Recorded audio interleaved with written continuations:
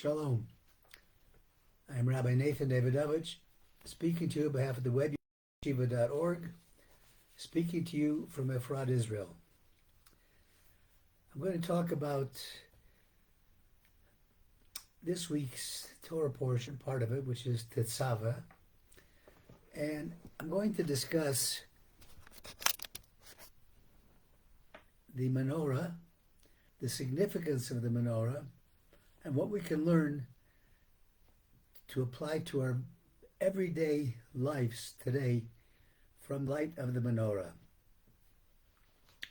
It seems in the world we live in that this is a world that is so enveloped in darkness.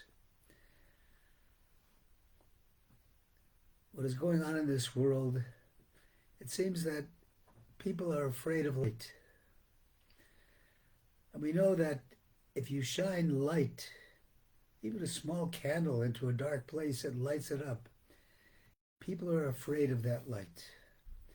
People are afraid of the light of wisdom. You know, the illustration of somebody who has a good idea. I see the light, a light bulb.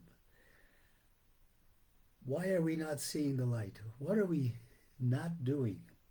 And what does the Torah teach us about how we can see the light that God has given us? So in order to understand that, we have to first understand what the Torah is telling us.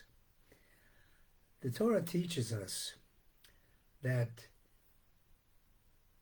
on the first day of creation, God created light. Not the sun, not the moon, but light. That light was different than any other light that was later created. This was a kind of a primordial light, a supernal light, a light from which you could see from one end of the world to the other. And God looked at the world and saw the generations of the flood, the generations of the Tower of Babel, and felt that this light should not be accessible to everybody, but only to those who deserve it. And the question is, how do we access this light? So in the Beis HaMikdash, in the Holy Temple, and in the Mishkan before the temple, the tabernacle before the temple, God commanded us to make the Menorah. And the Menorah, the candelabra, 7-branch candelabra, would be placed in the Beis HaMikdash. And the Beis HaMikdash was constructed in a way that the windows were narrow facing the inside and wide on the outside, which allowed the light coming from the menorah, the light of God, to go into the whole world. And we have the ability to access this. How do we do that? First of all, we have to understand what the Torah says as to how we light the menorah. We light it with olive oil. And the Torah in this week's portion says,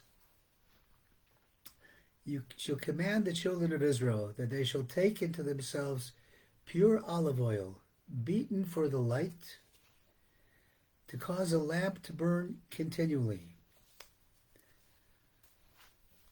The process of making the pure olive oil was a very meticulous and demanding process.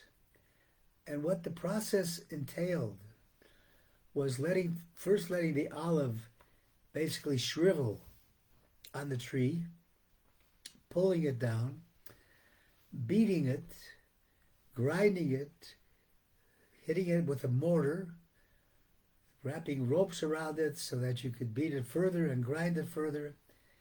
And then at the end, the few drops of pure olive oil would come out. And God has called and referred to the children of Israel, to the Jewish people, as a flowing olive branch, referred to the Jewish people as an olive tree. Why? The Jewish people, as we unfortunately know, have been subjected to the worst kinds of persecution over the centuries.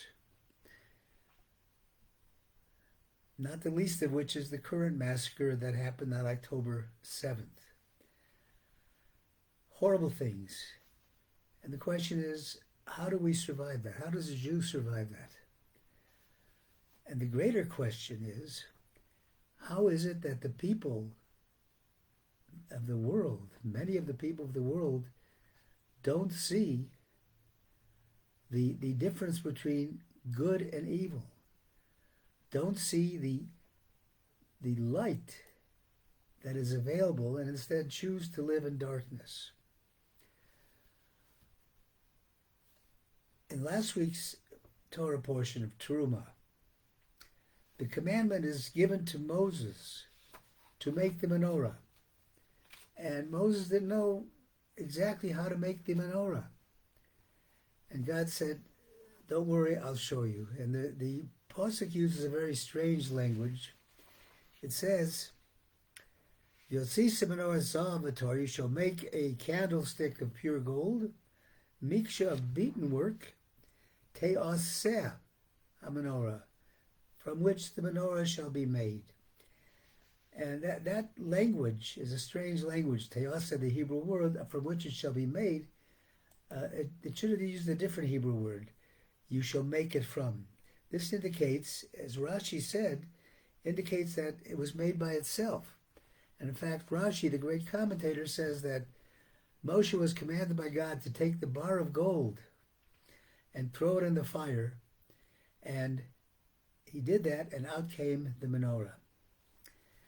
I saw a beautiful Devar Torah on this very sentence last week by Rabbi Elimelech Biederman, who said, how do we deal with our troubles in this life? He says the way to deal with the troubles in this life is by taking the troubles, physical, emotional, financial, health-wise, whatever troubles you have, throw them into the fire. What do you mean by that? Throw them into the Aish. The Hebrew word for fire is Aish. And the two letters Aish, he says, spell. The Aleph spells Emunah, and the Shin spells Shalema. Emunah Shalema. Pure faith.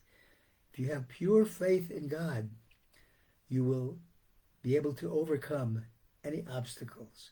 Throw your troubles into the fire of faith, and you will overcome the obstacles. Tonight is Purim Katan. In a regular year where there's only 1 month, Hebrew month of Adar, this would be Purim. But there are 2 months of Adar, which happens periodically to adjust the calendar. So tonight is called Adar Katan, Purim Katan, and it's a small Purim. So what was Purim about? We don't do the celebrations this month that we'll do next month. But Purim was about Amalek trying to destroy the Jewish people. Amalek then was named Haman. Amalek today is anybody who wants to destroy the Jewish people. And the Torah tells us that God's throne will not be complete, and the light of God will not shine into this world until the memory of Amalek and the existence of Amalek is completely obliterated from this world.